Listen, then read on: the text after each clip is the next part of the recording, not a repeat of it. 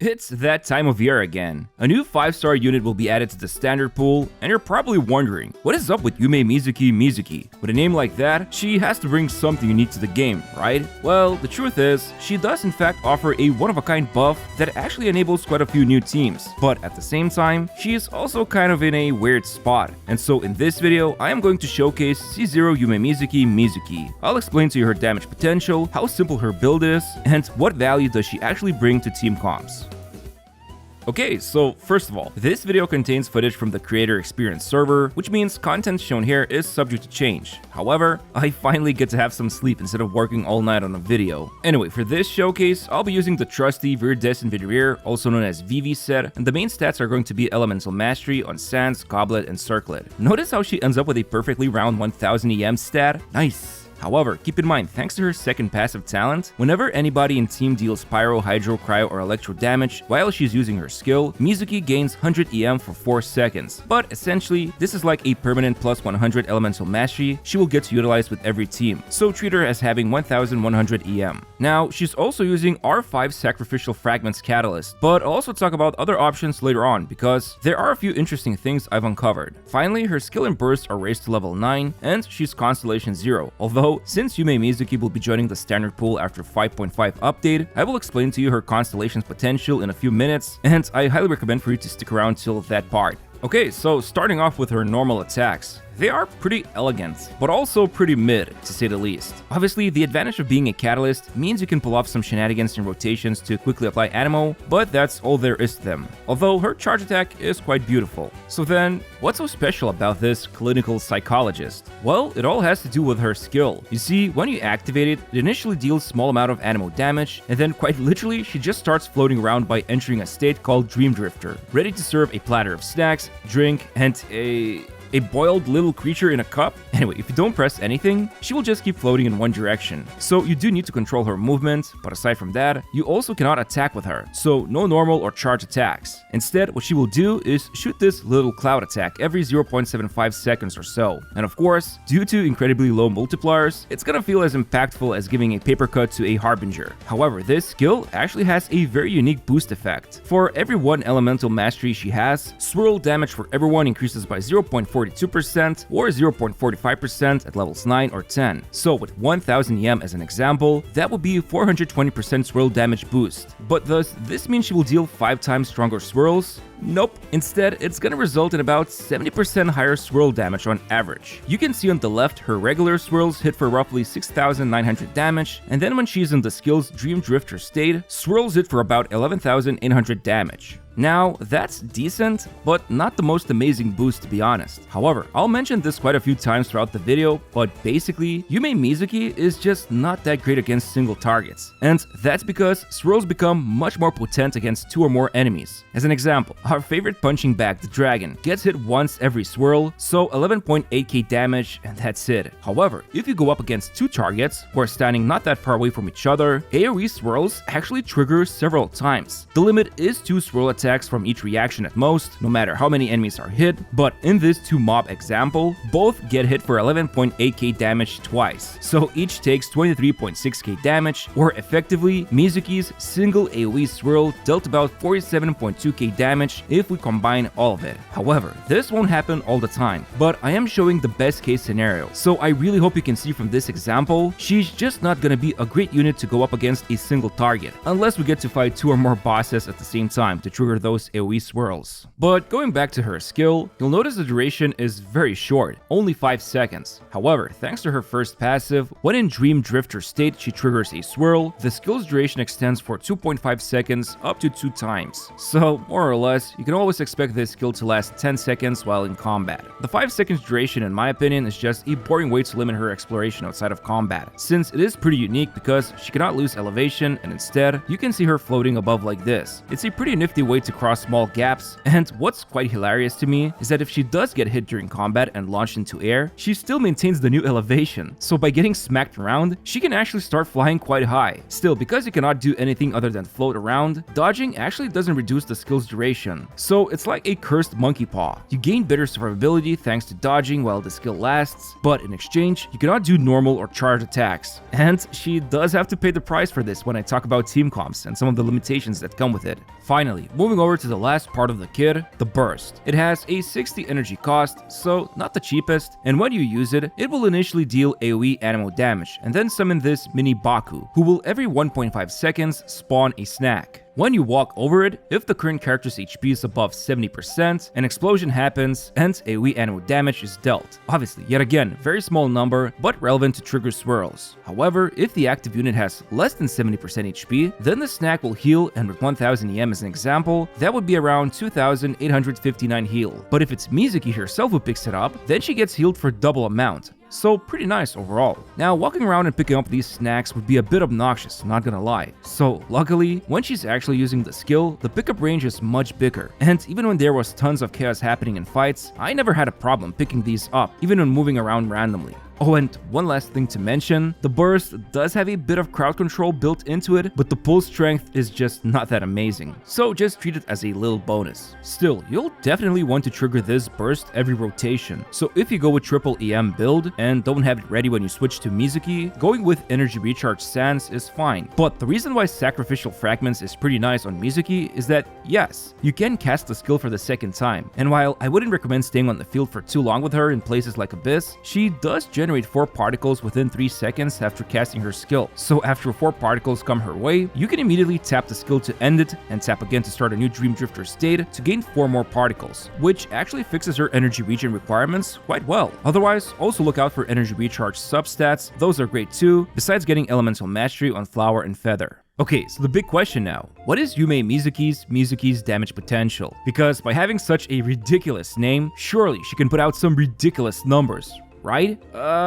Well, it's definitely damage, but if we look from the swirling perspective, her skill can deal at most 8 swirls, and the burst can do at most 5 swirls. So best case scenario, that would be 13 swirls, since both skill and burst only cause a reaction every other hit. And so by just looking at swirling potential, when she has 1100 elemental mastery, she ends up dealing around 154,000 damage to a single target over 11 seconds of field time. Again, pretty bad, as I said before. However, if going up against 2+ targets, assuming you can perfectly land AoE swirls each time, that would result in about 617,000 damage. Now that's actually quite decent. Obviously, nowhere close to the power level of recently released Natlan DPS units, but hey, in AoE scenarios, not bad. Although keep in mind, the enemies do need to be pretty close to each other to trigger AoE swirls, and we'll talk about how this can be achieved in Team Comps section. Oh, and if you're wondering, the rest of the damage coming from her kit, the multiplier specifically, they amount to about roughly 14k damage total, so it's about 1 to 2 swirls worth of damage. And one thing to note about her weapons, mostly you just want to get anything that provides elemental mastery, so that includes her own signature, which will be the best in slots since it gives tons and tons of EM. I was able to reach almost 1400 EM, but there's also Seedlali's signature, which doesn't trigger the passive, but gives 350 EM, and there's also Nahida's signature. Interestingly enough, for 4-star options, Wandering Even Star is pretty nice. Overall, it should provide a small 150 attack boost on average for the whole team, while also providing decent EM substat. And then there's Favonius Codex, if you just want to generate a whole bunch of particles, or Hakushin Ring, which can be good in Taser or Aggravate teams. Finally, there's Mappa Mare, but at this point, I'd go for Magic Guide if you just need EM. Overall, as you can see, besides being a psychologist, despite the fact looking like a waitress for a bathhouse, Yumemizuki is a damage dealer who specializes in swirl reactions. Looks can be deceiving, what can I say? Still, her playstyle is very specific, and by just looking at her kit, I'm not gonna lie, it's pretty simple. However, surprisingly, she unlocks quite a few interesting team comps.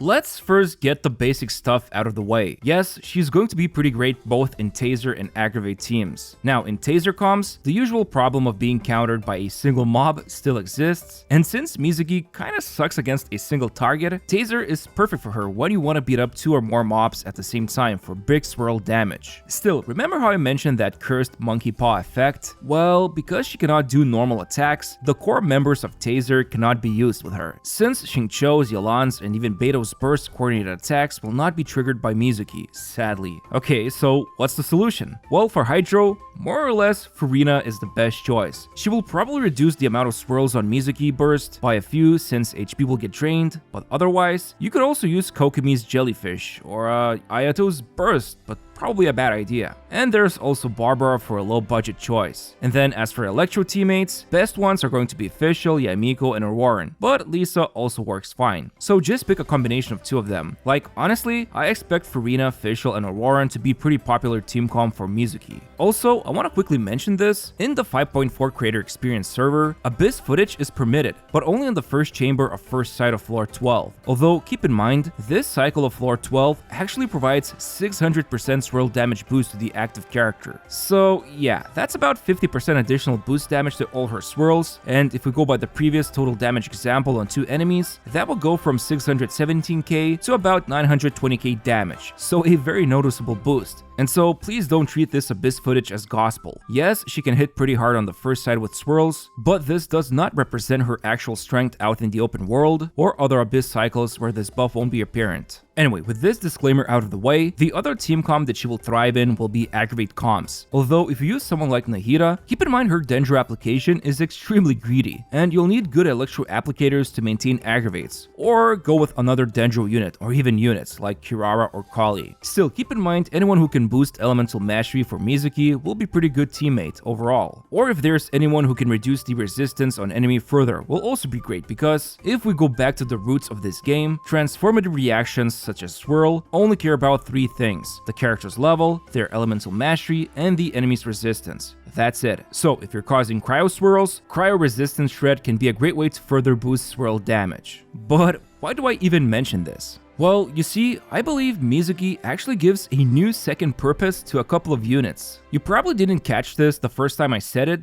but Mizuki's skill, while active, boosts all swirl damage, and it turns out she works super well with Venti, since he can also now gain about 60 to 80% damage increase for his swirls, and what's even better, he can easily group up the enemies. Well, if they can be grouped, that is. Which means triggering those AoE swirls becomes a breeze both for Mizuki and Venti. And you know who else benefits from grouped enemies and has quadratic scaling? Coco Goat. You drop her burst, and with Venti's burst plus Mizuki flying around, this becomes a cocktail of death for any enemies that can be sucked in by Venti's burst. Now, as for the last member of the team, I found the best success so far with Shenhe, since she can shred Cryo Resistance, which, as I said a moment ago, boosts Cryo Swirls both for Venti and Mizuki, but then she also offers a bit of Cryo damage boosting for Ganyu, and of course, the Icy Quills can be unloaded by Ganyu, Shenhe, and Venti's burst, which has Elemental Absorption. Sadly, Mizuki doesn't have Elemental Absorption, so she cannot unload Shenhe's Quills. But yeah, this team is actually super fun and almost reminds me of the old school Morgana team. In fact, you could even put in Mona if you wanted to. And you can see even outside Abyss, which provides a ridiculous boost to swirls, this team can one-cycle the latest artifact domain. Also, another team that I tried out that was kinda janky but funny involved melting Ganyu's burst. The timing is specific, but by doing this rotation with Benny, Shilonen, and Ganyu, you can end up with Pyro Swirls who maintain Pyro Aura on enemies, while Ganyu's burst keeps melting. But moving away from the Coco Goat and maintaining the Pyro idea, going with something like Emily, Xiangling, and Benny is also a pretty hilarious comp. Honestly, I like the idea of powering up swirls because even without Venti, someone like Kazuha can be used, or even Animo Traveler. Try chasing the tornado. But overall, at C0 in these team comps I've mentioned, mainly Taser, Aggravate, and Double Animo archetype, she's pretty decent, as long as you understand that full potential is only achievable against 2 or more targets. So the next thing I want to quickly go over would be the Constellations. I mean, heck, she's going to become a standard unit, and some of you who will lose 50/50s might end up with more than 1 copy. And actually, her Constellations overall are better than the old OG 5-stars from the standard pool. I'd say the power level growth is about as good as Tignati's, so at least if I lose my 50/50 and get spooked by Mizuki, I'd be pretty content about it. Okay, so starting with C1, there's a wall of text, but from what I understand, every 3.5 seconds, the next instance of swirl damage gets boosted further by 900% of Mizuki's Elemental Mastery. Won't happen many times, but it's like a decent damage increase. Now, C2 ironically is exactly the same kind of thing that Kazuha provides from his passive talent. So when Mizuki is using her skill, she boosts Pyro, Hydro, Cryo, and Electro damage by 0.04% for each EM point she has. So with 1000 EM, that's 40% damage boost. However, this is better than Kazuha's in a way, since you don't need to swirl enemies. All 4 elements just simply get this boost while her skill is active. Obviously, the downside is that she does need to remain on field, but in my opinion, this is the constellation I'm looking most forward to if I keep losing my 50-50s. Now, C3 boosts her skill by 3 levels, which results in about 10% stronger swirls, which is alright. Then C4 actually now allows her to trigger both healing and damage, plus she will regain 5 energy up to 4 times. So not only this heavily fixes her ER requirements, but now in Furina teams, this constellation will now enable quick fanfare points generation, since healing will always happen and it will always be Yumemizuki getting healed for twice the amount while she's on field. So great constellation for Furina comps. Now, C5 hits whatever. Basically, damage upgrade here does not matter, and only slightly better heals, which I guess faster fanfare points you can gain with Furina in the team. Finally, C6, I think this is going to be the holy grail for those who keep losing 50-50s. So basically, while the skill lasts, anyone who deals swirl damage can now crit with a fixed 30% chance and 100% crit damage. I mean, to me, this is like a super fun upgrade, because just for this video, I did activate the C6 just to see a barrage of swirls critting, which becomes doubly exciting when Venti is in the team. Just look at this crazy spam of numbers. I think for a standard character to have this C6 was a great choice, because maybe after 7 or more years of playing Genshin, after we experience Kadria and possibly destroy all the evil gods, hey, you might be able to obtain the final copy of Mizuki from all those 50-50s you lost, and then you can have a bunch of fun with this wacky constellation. So, what do I think about this bathhouse psychologist who hunts nightmares and serves food to ease our minds? I think she's what you would expect from a unit who is going to the standard pool. Yes, she's overall not great in single target scenarios. Maybe if you give her something like Thrilling Tales and just use the burst for healing and a few swirls, sure, she can be like any other anime unit who is used for resistant shredding with Vivi said, but she doesn't really provide any other buffs other than boosting swirl damage. So it's better to tailor her build for some unique teams instead. I would also argue building Mizuki is a pretty forgiving process. Just get 3 EM main stat pieces, and if lucky enough, a bunch of EM on Flower and Feather, plus some energy recharge rolls on substats, and she's good to go.